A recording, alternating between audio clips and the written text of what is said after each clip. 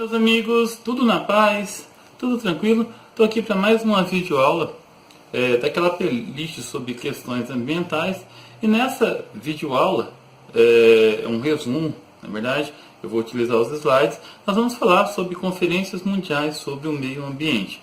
Mas, antes disso, evidentemente, nós vamos ver sobre como que evoluiu essa questão sobre o meio ambiente, como que evoluiu, quem foram os primeiros, né? Quais foram as atitudes dos europeus, ok? Vamos ver lá então no vídeo, ok?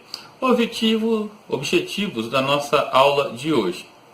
Bom, entender as correntes de pensamento relacionadas aos problemas ambientais, os alarmistas, né, os céticos, refletir sobre as principais conferências mundiais já estudadas em prol do meio ambiente e aos problemas ambientais. Então é bastante resumida essa aula, ok?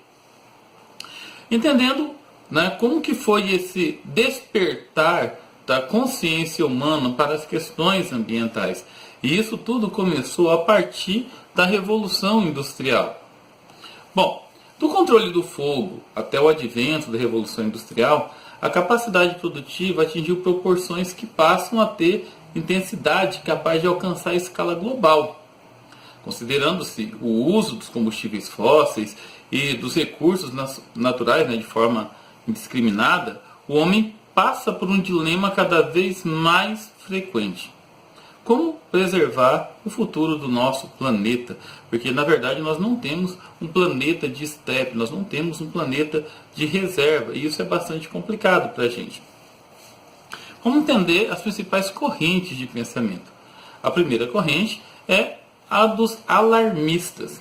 Os alarmistas é um grupo de cientistas que acreditam que o homem é o principal responsável pelos problemas ambientais e que esses problemas estão causando um aumento da temperatura do planeta. Quem sabe pode até causar a extinção da própria espécie humana, do próprio homem. Dentre os principais pontos de destaque dessa linha de pensamento estão o aumento do aquecimento do planeta, seria o aquecimento global, né?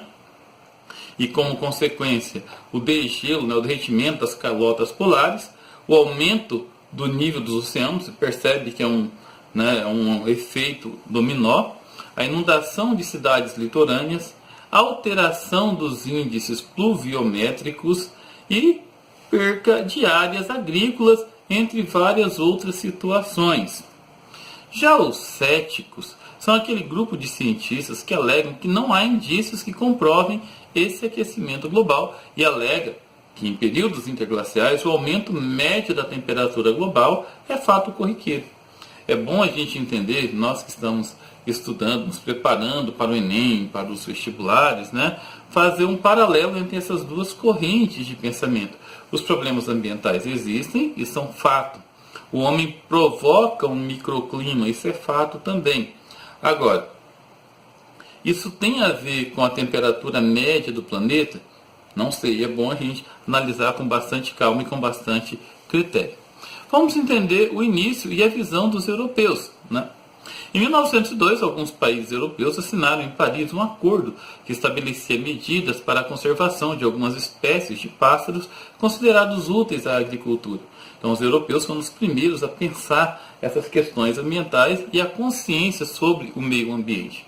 Em 1933, em Londres, foi sacramentada a Convenção para a Preservação da Flora em seu estado natural, na qual as potências colonizadoras da Europa adotariam práticas para inibir a caça predatória na África, né? A preservação não apenas da flora, né? Seriam as plantas, mas também da fauna, para tentar inibir a caça predatória, que era muito comum. A África nessa época era colônia europeia, né? O processo de neocolonialismo era muito forte durante esse período. Vamos entender o que foi o Clube de Roma. Pessoal, pode haver que haja discordância na data entre os materiais, tá? Eu coloquei da forma como está no nosso material. O ano de 1971 é considerado um marco significativo para o despertar da consciência mais ampla sobre a questão ambiental. Um grupo de cientistas e funcionários de alto escalão do governo de algumas partes de algumas partes do mundo, né, de alguns países, fundaram um clube de Roma, divulgando o relatório Os Limites do Crescimento, que expunha que a Terra era um sistema limitado de recursos naturais e que, se levado à crescente pressão demográfica e de produção, poderia gerar um colapso. As ideias do Clube de Roma não foi idealizada pela ONU, mas sim por um grupo de pessoas extremamente influentes, por professores, pesquisadores, cientistas, empresários, funcionários de alto escalão. E as ideias do Clube de Roma, né, promoveram as conferências ambientais. Conferências ambientais que foram promovidas pela ONU a partir de 1972, onde a primeira grande conferência foi em Estocolmo, na Suécia. Então, a Conferência de Estocolmo, que teve como lema o direito do ambiente, primeira conferência realizada pela ONU, tendo como base as análises do Clube de Roma, passou a questionar o crescimento a todo custo. Questões como o controle de natalidade, principalmente em países pobres, e o consumo dos países desenvolvidos, que promovia violentamente a industrialização, aliada ao uso indiscriminado dos recursos naturais. Todas essas questões, né, do controle de natalidade, do crescimento a todo custo, foi bastante questionado na Conferência de Estocolmo. Reparem bem, pessoal, que eu dei um salto no tempo de acordo com o nosso material. Durante a década de 80 teve outras conferências, tá bom? Somente em 87, a Conferência de Brundtland, na Noruega. A ECO 92, realizada no Rio de Janeiro, Brasil, em 1992. Nessa conferência foi usada pela primeira vez o conceito de desenvolvimento sustentável, elaborado pela primeira-ministra norueguesa Gro Harlem Brundtland.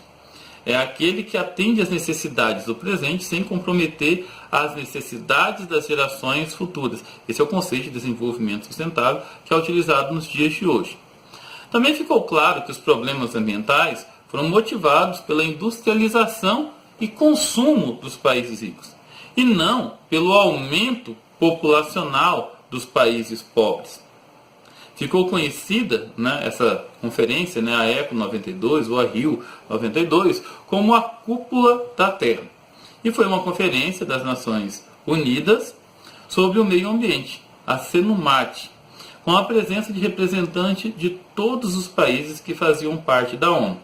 Durante essa conferência foi elaborado um documento muito importante, que ficou conhecido como a Agenda 21, um conjunto de medidas, né, que deveriam ser adotadas durante o século 21. A Agenda 21 foi primordial para uma outra conferência, que foi em 1997, na cidade de Kyoto, no Japão.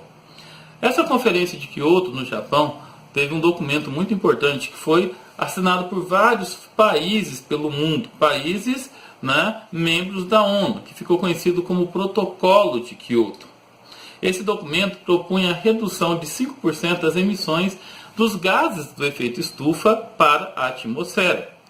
Esse documento entrou em vigor em 2005. Os países ricos podem adquirir créditos de carbono das nações pobres, né? Países como Brasil, México, China, Índia, países considerados emergentes, ficaram desobrigados de assinar o Protocolo de Kyoto. Os Estados Unidos assinou o Protocolo de Kyoto. Contudo, ele não ratificou a sua assinatura. Ele retirou a sua assinatura em 2001, pouco antes da Conferência de 2002 em Joanesburgo, na África do Sul, alegando que não seria viável para a economia norte-americana. A Rio+20, pessoal, foi uma conferência recente, foi aqui no Brasil, foi uma conferência das Nações Unidas também para um desenvolvimento sustentável, né? Os líderes ou representantes dos 193 países membros da ONU estiveram presentes no Brasil durante a realização dessa conferência.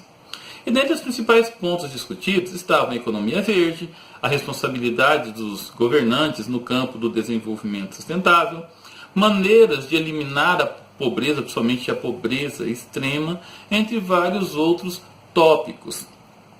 Recentemente, em 2015, em dezembro de 2015, foi feita a 21ª Conferência do Clima, realizada em Paris, na França, e teve como principal objetivo buscar um novo acordo entre os países para diminuir a emissão dos gases de efeito estufa, diminuindo o aquecimento global e limitar, consequentemente, o aumento da temperatura global em até 2 graus até 2100. Inclusive, alguns alarmistas acreditam que essa temperatura pode aumentar em até 7 graus até 2100. Só para a gente refletir um pouco mais, né? O presidente dos Estados Unidos, Donald Trump, ele retirou a assinatura dos Estados Unidos do Acordo de Paris no ano passado, em 2017. É isso aí, pessoal. Espero que tenham curtido, espero que tenham lembrado tudo que nós vimos em sala de aula, né? E qualquer dúvida, vocês deixem aqui no nosso comentário, né? Nos comentários, podem estar mandando mensagem, tá? Se gostaram do vídeo, por favor, né? Curtem, compartilhem no grupo da sala para que os demais alunos que estudaram sobre esses assuntos tenham acesso a eles, ok? Fiquem com Deus e até a próxima.